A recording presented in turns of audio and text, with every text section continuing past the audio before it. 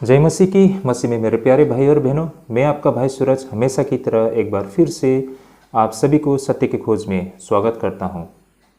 तो चलिए हम शुरू करते हैं हमारे आज के बाइबल अध्ययन।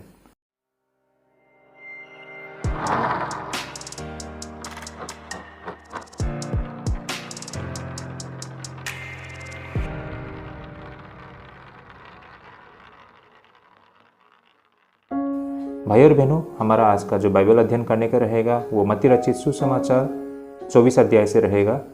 काफ़ी रोचक विषय रहेगा भाई और बहनों। और इससे पहले के जितने भी हमारे बाइबल अध्ययन हैं आप हमारे प्लेलिस्ट से देख सकते हैं। हम every chapter to chapter, verse to verse Bible अध्ययन करते हैं और हमारा पूरा कोशिश रहता है कि हम बिल्कुल सरल भाषा में आपके सामने बाइबल से संबंधित वो सत्य और तथ्य और रहस्य को आपके समक्ष लाए और बिल्कुल व्यवहारिक टीचिंग है ना, बिल्कुल प्रैक्टिकल टीचिंग आपके समक्ष लेके आए। यही हमारी कोशिश रहती है। तो भाई और बहनों, जब कभी भी हमारे वीडियोस को देखते हैं आप अपने मन ही मन में ज़रूर प्रार्थना करें ताकि परमेश्वर जब हमें अगुवाई करती है और प्रेरणा देती है और प्रभुता करती है तो सही मायने में हम इन वचनों से संबंधित जो तथ्य और सत्य है उसे हम समझ पाते हैं। तो भाई और बहनों, आज हमारा कुल मिलाकर 3 विषय रहेगा। हमारा आज का पहला विषय रहेगा प्रभु का दिन और इसके अर्थ। तो भाई और बहनों, ये अंत के दिन से संबंधित प्रभु यीशु मसीह की जो संदेश है या फिर भविष्यवाणी है उससे जुड़ी हुई है भाई और बहनों। तो यहूदियों का भी मानना था प्रभु के दिन को लेकर, तो उसी से संबंधित आज हम ईसाइयों का भी किस तरह की सोच और समझ है इस पर हम आज चर्चा करते हैं। तो चलिए भाई और बहनों, हम शुरू करते हैं। हमारा आज का पहला विषय जो रहेगा वो इस प्रकार है, प्रभु का दिन और इसके अर्थ। तो ये हमारा आज का पहला विषय रहेगा और वचन अध्ययन करने का रहेगा मत्ती रचित सुसमाचार 24 अध्याय 6 से लेकर 8 पद तक और फिर 24 अध्याय 29 से लेकर 31 पद तक। आइए हम इसे बारी बारी से पढ़ते हैं। तो यहाँ पर वचन इस प्रकार लिखा है, मत्ती रचित सुसमाचार 24 अध्याय 6, 7, 8।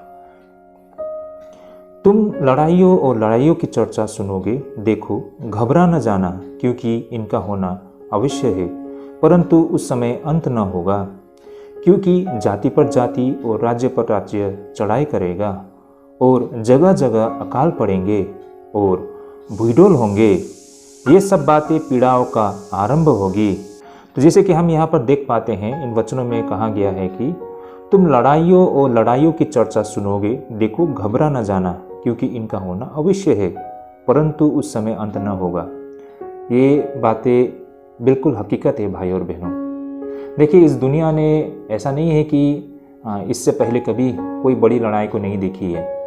हमने इतिहास में देखा है, पहला विश्व युद्ध, दूसरा विश्व युद्ध और इस तरह की और भी बड़े बड़े युद्ध को हमने देखा है भाई और बहनों। उस युद्ध में बहुत नुकसान होते हुए हमने देख पाया है ना, बहुत सारे लोगों की जान माल के नुकसान होते हुए हमने देख पाया है भाई और बहनों। तो यही कारण हमारा यहाँ कहने का मतलब ये था कि ये बातें बहुत सत्य है और ये युद्ध लड़ाई होना इसका मतलब ये नहीं है कि ये अंत है।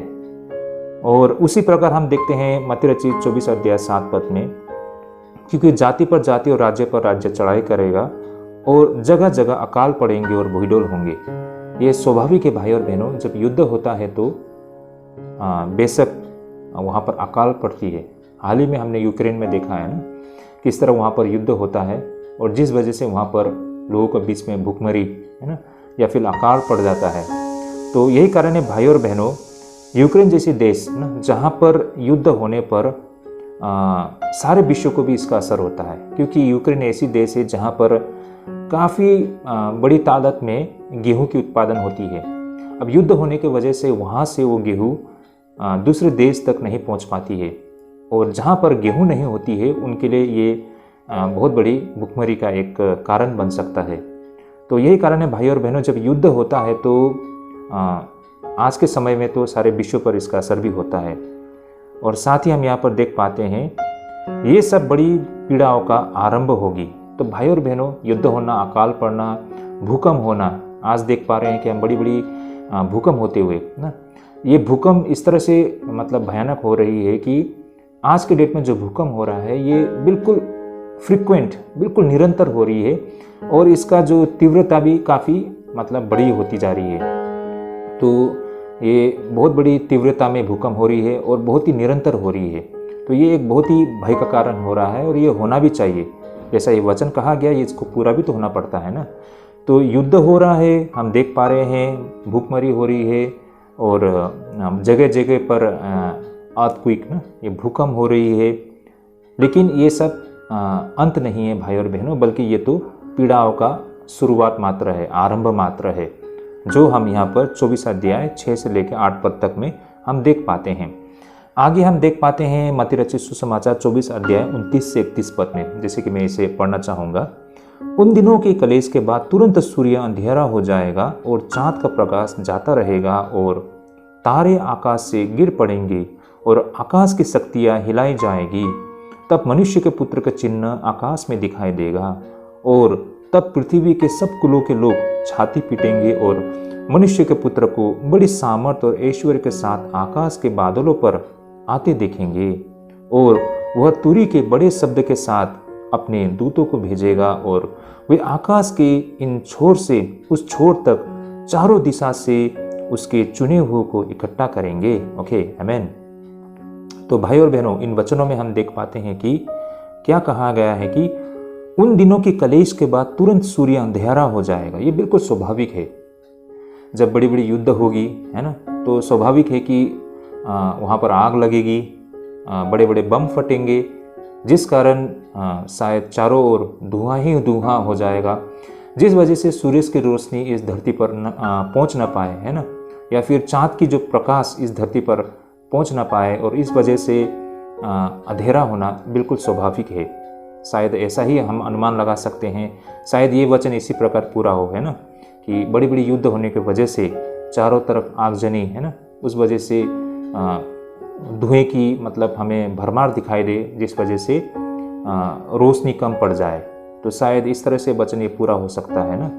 और आगे कहा गया है कि तब मनुष्य के पुत्र का चिन्ह आकाश में दिखाई देगा और तब पृथ्वी के सब कुलों के लोग छाती पीटेंगे और मनुष्य के पुत्र को बड़ी सामर्थ और ऐश्वर्य के साथ आकाश के बादलों पर आते देखेंगे। क्या कहा गया है? मनुष्य के पुत्र यानी कि प्रभु यीशु मसीह का दूसरे आगमन को हम आकाश में दिखाई देगी, ऐसा कहा गया है ना। तब पृथ्वी के सब कुलों के लोग छाती पीटेंगे कहा गया है यहाँ पर। तो शायद ये छाती पीट पीट के अफसोस करने वाले लोग, ये ऐसे लोग हो सकते हैं जिन्होंने यीशु मसीह पर विश्वास नहीं किया, या फिर ये ऐसे लोग होंगे जो अपने आप को ईसाई तो कहते हैं लेकिन वे लोग बेपरवाह या फिर लापरवाह रहे। कभी भी उन्होंने प्रभु के आगमन को लेकर या परमेश्वर पर अपनी आस्था को लेकर वो गंभीर नहीं रहे। या फिर ऐसे लोग भी हो सकते हैं जो लोग ये सोचते होंगे कि यीशु मसीह का आगमन उनके जीते जी नहीं होंगे, यीशु मसीह का आगमन होने का उनके पास अभी बहुत समय है, इसलिए वे लोग अपने ही तरीके से वो लोग जीवन जी रहे थे। तो शायद ऐसे कुछ लोग होंगे जो यीशु मसीह को बादलों पर आते हुए देख मतलब वो भौचक्के में पड़ जाए ना, बहुत सरप्राइज हो जाए और इसे देखकर वे सारे लोग अफसोस करें ना और दुखी हुए कि उनका जो डिसीजन, उनका जो लापरवाह, जिस वजह से अब उनको मतलब मसीह के सामने खड़ा होने का वो अब योग्य नहीं है। तो आखिर में कहा गया है कि मनुष्य के पुत्र को बड़ी सामर्थ और ऐश्वर्य के साथ आकाश के बादलों पर आते देखेंगे। तो भाई और बहनों, जिस तरह मसीह गए थे उसी तरह हम उन्हें बादलों पर वापस आते हुए देख पाएंगे। ये वचन में स्वयं यीशु मसीह कहते हैं। तो आज झूठे मसीह जो विशेष करके चीन, कोरिया, यूरोप, अफ्रीका, ऑस्ट्रेलिया, हमको हर जगह दिखाई देते हैं। बहुत सारे लोग ऐसे हैं जो अपने आप को ये दावा करते हैं कि वो अंत के दिन के मसीह है या फिर यीशु मसीह का दूसरा आगमन वास्तव में हो चुका है, गुप्त रूप से या फिर अलग अलग प्रक्रिया से। तो वे दावा करते हैं कि वो यीशु मसीह है ना। तो भाई और बहनों, ये लोग लोगों को भरमा देते हैं ना, वो साबित करने के लिए कोशिश करते हैं कि वास्तव में वही यीशु मसीह का दूसरा आगमन है। और ये सारे वचन को वे लोग तोड़ मरोड़ कर अपनी ही परिभाषा में उसे लोगों को बताया करते हैं और लोगों को भरमाने के लिए कोशिश करते हैं। बहुत सारे लोग उनके भ्रम में भी आ जाते हैं। लेकिन सीधा सीधी हम यहाँ पर देखें तो हम ये बात समझ में आता है कि मसीह जिस तरह वो बादलों पर उठाया गया था, उसी तरह वो बादलों में एक दिन पूरे सामर्थ के साथ ना, वो ऐश्वर्य के साथ हमें प्रकट होते हुए दिखाई पड़ेगी। और वह तुरी के बड़े शब्दों के साथ अपने दूतों को भेजेगा और वे आकाश के इस छोर से उस छोर तक चारों दिशा से उसके चुने हुए को इकट्ठा करेंगे, कहा गया है। चुने हुए लोग। अब ये चुने हुए लोग कौन है?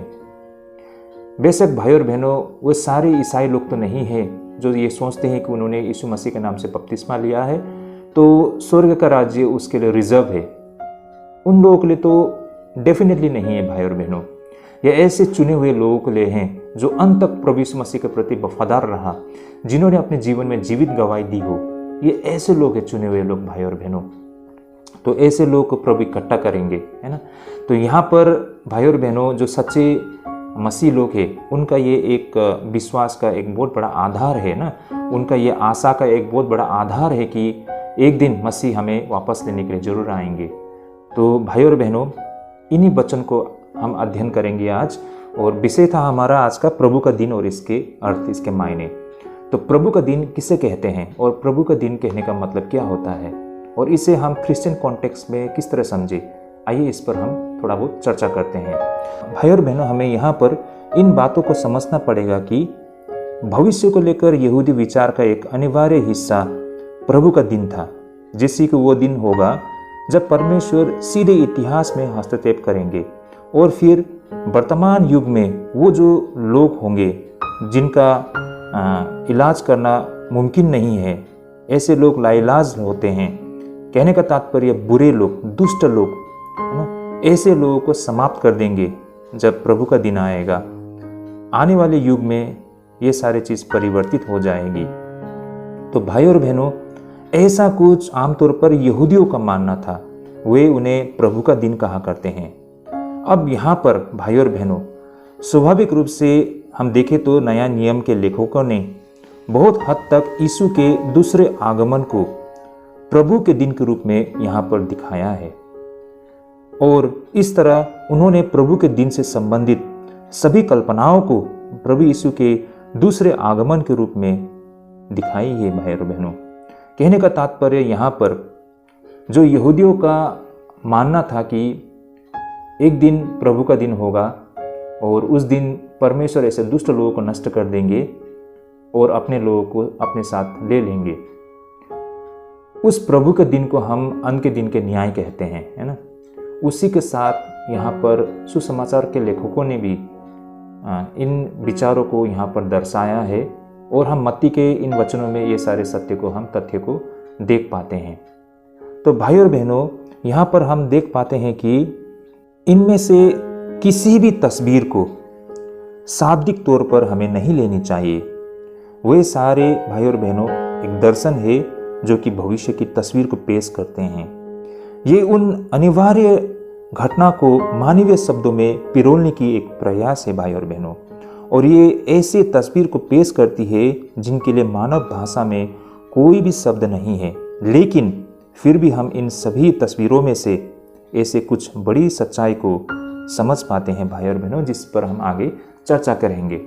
कहने का तात्पर्य भाई और बहनों, यहाँ पर अभी हमने जो वचन पढ़े हैं मत्ती रचित सुसमाचार 24 अध्याय से, जहाँ पर बड़ी बड़ी लड़ाई होने के विषय में बताया गया है ना, बड़ी बड़ी भूकंप होगी, और साथ ही कहा गया है कि सूर्य अंधियारा हो जाएगा, है ना, और चाँद का प्रकाश जाता रहेगा ना, और उसके बाद यीशु मसीह का प्रकटन हम होते हुए दिखाई पड़ती है, वो बड़ी सामर्थ के साथ, है ना, और पूरी ऐश्वर्य के साथ आकाश के बादलों में हमें आते हुए दिखाई देगी, और प्रभु यीशु मसीह अपने चुने हुए को एवरी डायरेक्शन ना, हर डायरेक्शन से वो अपने चुने हुए लोगों को इकट्ठा करेंगे।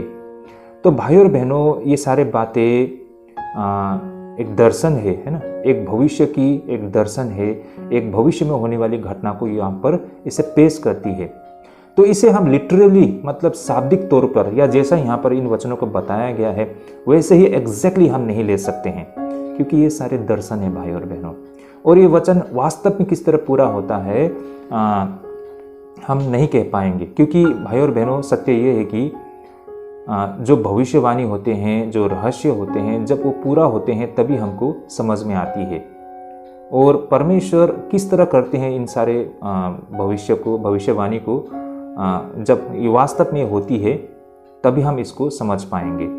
अगर इसे हम बिल्कुल शाब्दिक तौर पर लेते हैं, लिटरली हम इसे लेते हैं, तो शायद हमारा अनुमान ये गलत भी हो सकता है। ऐसा हम क्यों कहते हैं? देखिए भाई और बहनों, जो यहाँ पर लड़ाई की बातें कही गई है, अगर देखा जाए तो इस दुनिया ने बहुत बड़ी बड़ी युद्ध को देख चुका है। मैंने जैसे शुरुआत में कहा है ना, first world war, second world war, है ना, और ऐसे बहुत सारे बड़ी बड़ी युद्ध को देखा है, बड़ी बड़ी महामारियों को देखा है ना, बड़ी बड़ी आपदाओं को आते हुए देखा है, डिजास्टर, है ना, बड़ी बड़ी वायरस, है ना, और इकोनॉमिक डिजास्टर।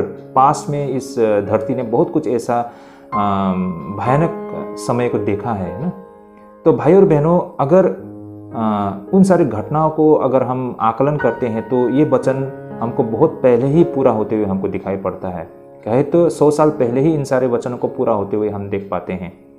लेकिन ये सारे वचन अगर इस तरह से हम लेते हैं तो 100 साल पहले ही ये सारे वचन पूरा हो चुका है, तो यीशु मसीह का आगमन अब तक क्यों नहीं हुआ है? ऐसा हमारे मन में ये ख्याल आ सकता है।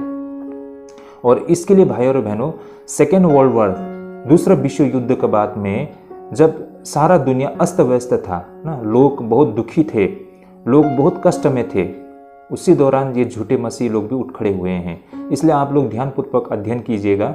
जितने भी झूठी शिक्षा देने वाले झूठे मसीह, झूठे कलीसिया, इनका जो शुरुआत सेकेंड वर्ल्ड वॉर, दूसरे विश्व युद्ध के बाद में शुरू होते हुए हमको दिखाई पड़ती है।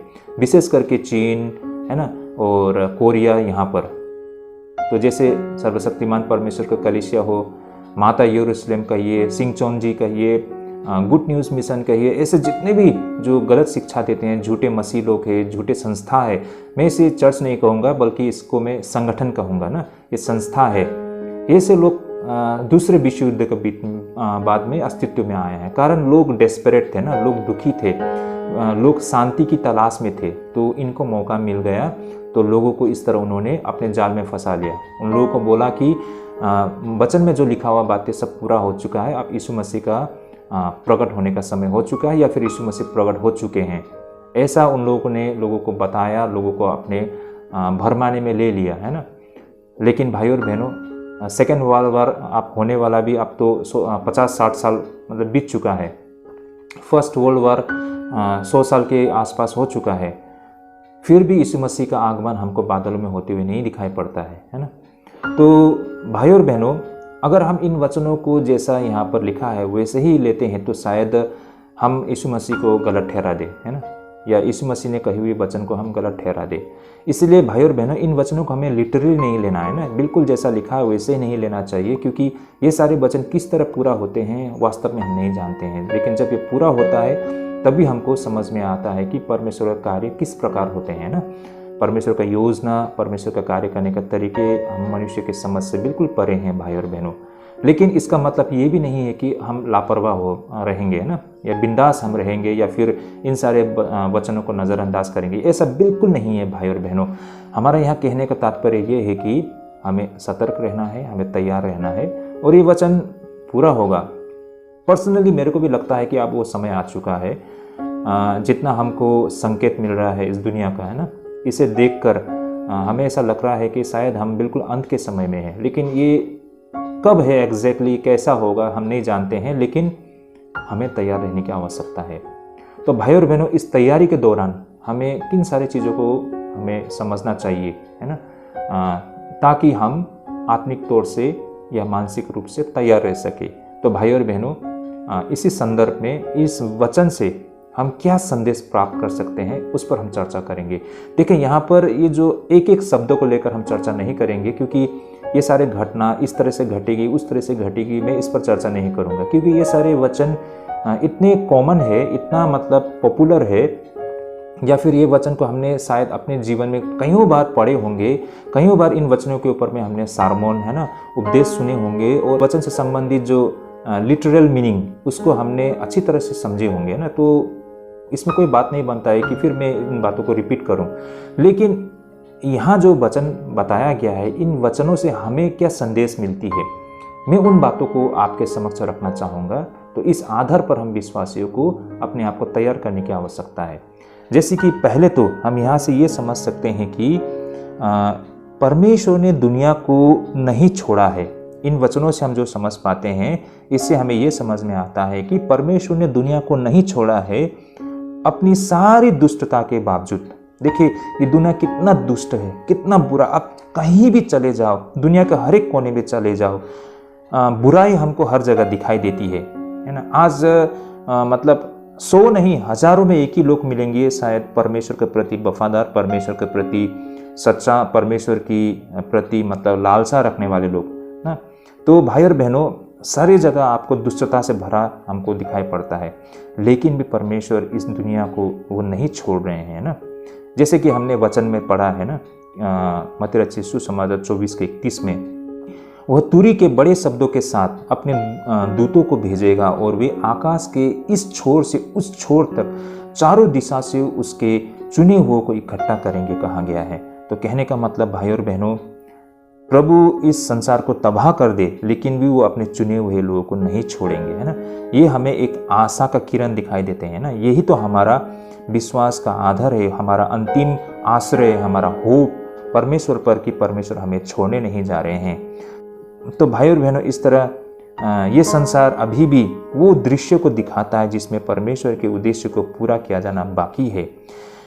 ये दर्शन में जो दिखाया गया है, ये कोई परमेश्वर का परित्याग नहीं है, बल्कि यह तो परमेश्वर का हस्तक्षेप है भाई और बहनों। तो शायद ये वचन को हमें पढ़ने पर हमें ऐसा लग सकता है कि परमेश्वर सारी चीज़ों को तबाह कर देंगे ना, जैसा यहाँ वचन में बताया गया है, परमेश्वर हर चीज़ को तबाह कर देंगे। लेकिन भाई और बहनों, इसे हम इस तरह नहीं लेना चाहिए। माने मेरा कहने का मतलब नेगेटिव तरीके से ना, नकारात्मक तरीके से नहीं लेना चाहिए, बल्कि हम इसे सकारात्मक तरीके से लेना चाहिए ना, मतलब पॉजिटिव तरीके से। कैसे? देखिए भाई और बहनों, ये दुनिया इतना बुरा है और ये दुनिया का हालत अस्त व्यस्त है ना। हर कोई लोग अपने तरीके से जीवन जी रहे हैं, हर तरीके के दुष्टता और बुराई हैं। भाई और बहनों, जिस तरह प्रभु ने हर चीज़ को व्यवस्थित किया था, वो अब ऐसे स्थिति में नहीं है ना। सब उल्टा फुल्टा हो गया है। सब चीज़ यहाँ पर हमको मतलब बुरे स्थिति में हमको दिखाई देता है।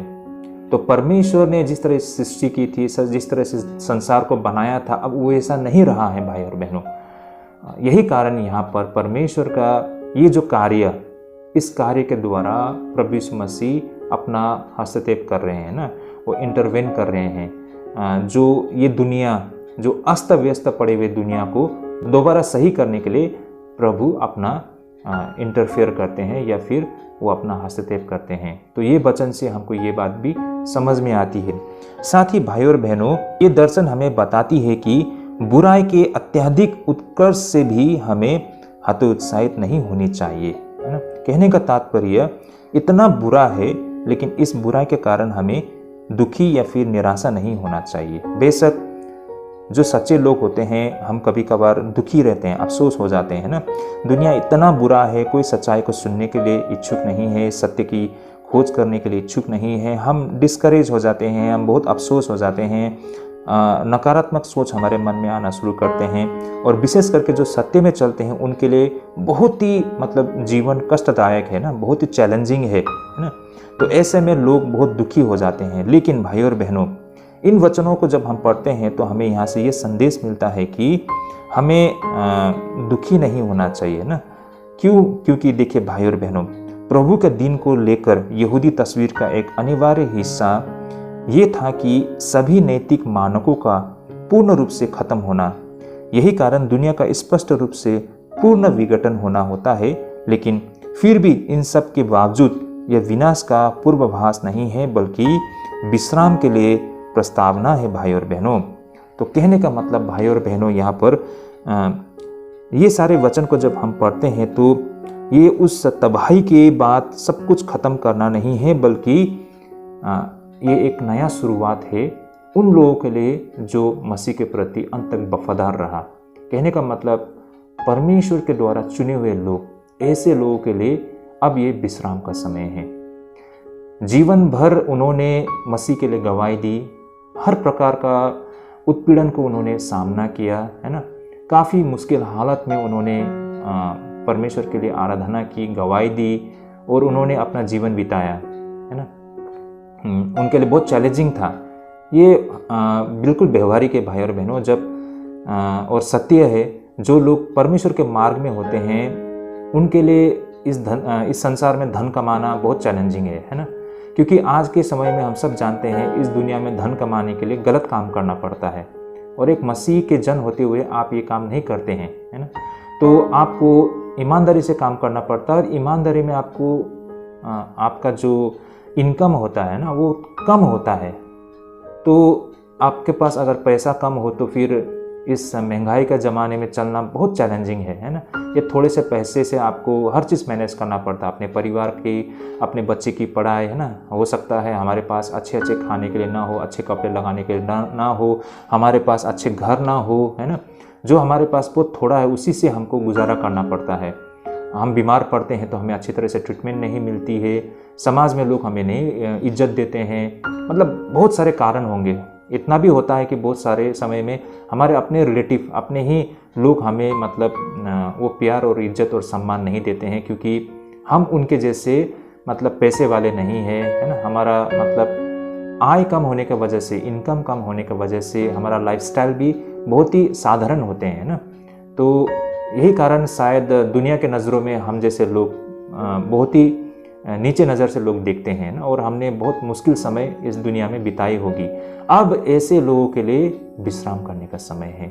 अब इनका दिन दोबारा से शुरू होता है। एक नया संसार होगा, एक नया पृथ्वी होगा, एक नया स्वर्ग होगा, प्रभु ने कहा था। और वहाँ पर ऐसे लोग, ऐसे चुने हुए लोग, जो परमेश्वर के जन लोग, है ना, जो लोग परमेश्वर के प्रति अंत तक वफादार रहा, जिन्होंने जीवित गवाही दी है, अब ऐसे लोगों के लिए विश्राम करने का समय है। जीवन भर इन्होंने वो कीमत अदा की है, अब उस कीमत का फल उन्हें मिलने जा रही है ना। जैसे कि कुछ लोग गवर्नमेंट नौकरी करते हैं, जीवन भर वो नौकरी करते हैं, एक दिन वो रिटायर होता है तो वो घर पे आराम करते हैं ना, और बिन काम किए वो आराम से अपने जीवन को कटा लेते हैं। या फिर कुछ लोग ऐसे होते हैं, जीवन भर उसने मेहनत किया, अपने बच्चों को पढ़ाया लिखाया, बहुत मेहनत की है ना बच्चों के लिए, और वो बच्चे अब अपने पाँव में खड़े हो गए हैं, और बच्चे अब मेहनत करते हैं, बच्चे वो मतलब इनकम करते हैं। तो उनके माता पिता जिन्होंने जीवन भर मेहनत की अपने बच्चों के लिए, अब बच्चे लोग कमाना शुरू हो गया है, तो वो माता पिता के लिए रेस्ट करने का समय आ गया है ना। वो विश्राम करते हैं और वो इधर उधर घूमने को जाते हैं, है ना, और लाइफ को एंजॉय करते हैं। तो उसी प्रकार भाई और बहनों, हम विश्वासियों ने भी जीवन भर, जो चुने हुए लोगों ने जीवित गवाही दी है, अब उनके लिए विश्राम करने का समय है। तो ये जो वचन दिखाता है कि ये सब घटना होने का कारण और ये सब वचन का पूरा होने का मतलब परमेश्वर के जन लोगों का विश्राम करने का समय आ चुका है भाई और बहनों। परमेश्वर का निकट जाके उनके साथ संगति करना, उनके साथ रहने का उनके लिए एक अच्छा दिन, एक अच्छा समय जो अनंत काल के लिए होगा, वो समय उसके लिए आ चुका है। तो कहने का तात्पर्य ये था भाई और बहनों। और साथ ही यहाँ पर हम ये भी देख पाते हैं कि न्याय और नई सृष्टि दोनों बिल्कुल निश्चय हैं। साथ ही दर्शन दिखाती है कि परमेश्वर न्याय और दया दोनों इस दुनिया पर पूरा करते हैं, और यह परमेश्वर का योजना दुनिया का विनाश नहीं है, बल्कि एक ऐसी दुनिया का निर्माण है जो उसके दिल के करीब है। भाई और बहनों, हम सब जानते हैं परमेश्वर ने इस संसार को सृष्टि की थी, है ना, और सब चीज़ सृष्टि करने के बाद प्रभु बहुत खुश हो गए थे ना।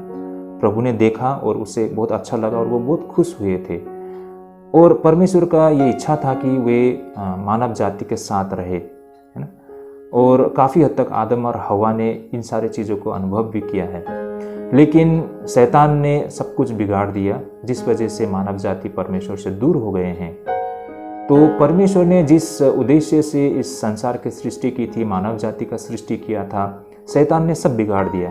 फिर परमेश्वर ने एक नई योजना की शुरुआत की, है ना, और उस योजना के तहत यीशु मसीह इस दुनिया में आए ताकि वो हमारे लिए बलिदान हो और हम उद्धार पा सके इस पाप से, है ना। तो अब परमेश्वर ऐसे मानव जाति को तैयार कर रहे हैं, अंत तक ऐसे लोग तैयार होकर निकलेंगे जो आदम से कहीं ऊंचे होंगे, है ना। आदम और हवा से कहीं उसका स्तर ऊंचा होगा। जिस तरह आदम और हवा को शैतान ने आसानी से भरमा दिया, अब की बार प्रभु जो लोगों को तैयार कर रहे हैं वे ऐसे लोग होंगे जिन्हें आसानी से भरमाया नहीं जा सकता है। तो भाई और बहनों, प्रभु ऐसे लोगों को तैयार कर रहे हैं और ऐसे लोग प्रभु के निकट आने के योग्य होंगे ना, प्रभु के साथ रह के संगति करने के योग्य होंगे। तो परमेश्वर एक नए सृष्टि को तैयार कर रहे हैं, है ना। तो ये सारे घटना का होने का मतलब ये है कि ये सिर्फ तबाही नहीं करना है, बल्कि एक नई सृष्टि का शुरुआत करना है जहाँ हर चीज़ नया होगा ना। ऐसे लोग होंगे जो परमेश्वर की इच्छा के तहत होगा, है ना। जो ऐसे लोग होंगे जो परमेश्वर के दिल के बिल्कुल करीब होंगे। तो भाई और बहनों, इन सारे घटना का होने का ये मतलब भी बनता है। अंततः ये दर्शन का मूल्य उसके विवरण में नहीं है, क्योंकि यह केवल प्रतीकात्मक मात्रा है और केवल उन चित्रों का उपयोग करते हैं जिन्हें मनुष्य की दिमाग कल्पना मात्र कर सकता है। लेकिन सत्य ये भी है कि संसार जैसा अभी है, परमेश्वर ने उसे नहीं त्यागा है। लेकिन सत्य ये भी है कि संसार जैसा भी है, परमेश्वर ने उसे नहीं त्यागा है। ये बात को भी हमें समझना होगा। तो भाई और बहनों, ये जो दर्शन हम इन वचनों में पढ़ते हैं, ये प्रतीकात्मक मात्रा है, इस बात को हमें समझना होगा। और ये वचन किस तरह पूरा होते हैं हमारी समझ से परे हैं, लेकिन इन सारे वचनों को पूरा होते हुए भी हम देख पाएंगे और इसे अनुभव कर पाएंगे। तो अंततः हम यही कहना चाहते हैं कि भले ही इस संसार बहुत ही दुष्ट हो, बहुत ही बुरे हो, लेकिन परमेश्वर अपने चुने हुए लोगों को कभी नहीं त्यागेंगे। ये आश्वासन भी हमको इस वचन से मिलती है भाई और बहनों। तो ये था हमारा आज का पहला विषय। होपफुली इन वचनों से, इस अध्ययन से हमें हमारे आत्मिक जीवन के लिए एक बहुत ही अच्छा सकारात्मक समझ इस वचन से हम प्राप्त कर सकते हैं। बेशक हम हमेशा इसे बहुत ही नेगेटिव तरीके से लेते होंगे, लेकिन इसमें परमेश्वर के जन लोगों के लिए एक पॉजिटिव, एक सकारात्मक संदेश देती है भाई और बहनों। बेशक बुरे लोग, जो दुष्ट लोग हैं, उनके लिए तो ये वचन बहुत ही भयानक बातें हैं, लेकिन जो परमेश्वर के जो जन है उनके लिए ये एक सकारात्मक एक संदेश देती है भाई और बहनों। तो भाई और बहनों, यही हमारा एक आश्रय है, ये हमारे लिए एक होप लाती है ये वचन। तो ये सारे बातें हमने यहाँ से समझा है। तो होपफुली आज के ये अध्ययन हम सबके आत्मिक जीवन के लिए ढेरों आशीष लेके आएगी। तो भाई और बहनों, अंत में मैं फिर से एक बार इस वचन से हमने जो मुख्य बिंदु समझा है और सीखा है, उन विशेष मुख्य बिंदु को आपके सामने एक बार फिर से मैं रखना चाहूँगा। जैसे कि आज के अध्ययन से हमने जो सीखा है वो इस प्रकार है। ये सारे जो वचन हमने आज पढ़े हैं, ये कोई परमेश्वर का परित्याग नहीं है, बल्कि ये तो परमेश्वर का हस्तक्षेप है। कहने का तात्पर्य, ये वचन के द्वारा जो अस्त व्यस्त पड़े हुए संसार को परमेश्वर दोबारा ठीक करते हैं, ये संदेश हमको यहाँ से मिलता है। ये वचन का पूरा होने का मतलब परमेश्वर का ये इंटरवेन है ना, जो अस्त व्यस्त पड़े हुए दुनिया को सही करने के लिए परमेश्वर का हस्तक्षेप है। पहली बात तो हमको ये समझ में आती है। दूसरी बात, इस अध्ययन से हम जो समझ पाते हैं वो ये है कि दुनिया का स्पष्ट रूप से पूर्ण विघटन होता है, लेकिन फिर भी इन सब के बावजूद ये विनाश का पूर्वाभास नहीं है, बल्कि विश्राम के लिए प्रस्तावना है। तो कहने का मतलब भाई और बहनों, बेशक हमें एक नज़र से ऐसा लगे कि ये परमेश्वर हर चीज़ को तबाह करने जा रहे हैं, लेकिन ये बुरे लोगों के लिए हो सकता है, लेकिन परमेश्वर के जन के लिए ये एक विश्राम का शुरुआत है भाई और बहनों। जो जीवन भर जिन्होंने अंत तक प्रभु का प्रति वफादार रहकर गवाही दी है ना, जिन्होंने जीवन भर जीवित गवाही दी, उन लोगों के लिए अब ये विश्राम का समय होगा। ये वचन से हम ये बात भी समझ पाते हैं। अंततः ये भी हम जान पाते हैं कि ये परमेश्वर का योजना दुनिया का विनाश नहीं है, बल्कि एक ऐसी दुनिया का निर्माण है जो उसके दिल की इच्छा के करीब है भाई और बहनों। कहने का तात्पर्य, इस घटना के बाद परमेश्वर एक नई चीज़ों को सृष्टि करेंगे ना, एक नई तरीके से, एक नया, हर चीज़ एक नया सृष्टि होगा। जो परमेश्वर ने हमेशा से जैसा चाहा है, इस दुनिया को वैसे ही बना देंगे। इस दुनिया में जो भी चीज़ रहेगा और वे जो लोग जिस मकसद से मनुष्य जाति को तैयार किया था, ऐसे लोग होंगे जो चुने हुए लोग, जो परमेश्वर को सचमुच में संतुष्ट कर पाएंगे, जो परमेश्वर की सही मायने में सेवा कर पाएंगे। ऐसे लोगों को प्रभु अंत के दिन में तैयार करके उभर के आता है भाई और बहनों। तो ये सब वचन का पूरा होने का मतलब है एक नया सृष्टि का भी होना, है ना। जब ये घटना घटेगी तभी तो एक नया सृष्टि होगा, और एक नई सृष्टि में उसके चुने हुए लोग रह पाएंगे परमेश्वर की आराधना करते हुए। तो ये था हमारा आज का पहला विषय। होपफुली यहाँ से हमने जो समझा है, ये हमारे आत्मिक जीवन के लिए ढेरों आशीष हमें प्राप्त होगी। तो मैं आशा करता हूँ आज के बाइबल अध्ययन के द्वारा हमारे आत्मिक जीवन के लिए ढेरों आशीष पहुँची है। तो आज के लिए हम यहीं पर स्थगित करते हैं, अगले दफ़े हम ज़रूर जुड़ेंगे। मैं आप सभी से अनुरोध करता हूं, अगर आपको ये अध्ययन सही लगा है, आपको लगता है कि इससे आपकी आत्मिक उन्नति होती है, तो इन अध्ययन को अपने दोस्त, रिलेटिव, फ्रेंड्स सभी के साथ शेयर करें ताकि उन तक भी ये सत्य पहुंच पाए। तो अगले दफ़े मिलते हैं। प्रभु आप सबको आशीष करे, प्रभु आप सभी को अगुवाई करे। जय मसीह की।